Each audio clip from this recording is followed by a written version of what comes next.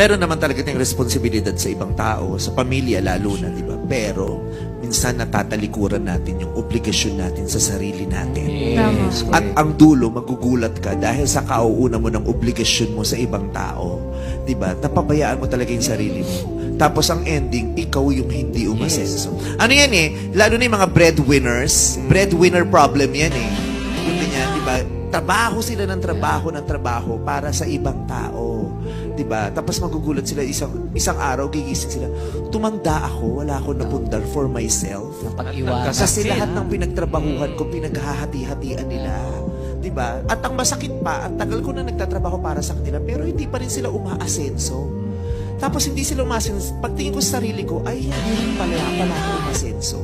Yun yung yung breadwinner problem. Diba? Kaya dapat alam mo din, ay teka lang, kailan kayo hinto? Parang nagawa ko naman na yung dapat kong gawin, pero kailangan ako naman muna. Diba? Kailangan pa-asensuhin ko rin ang sarili ko.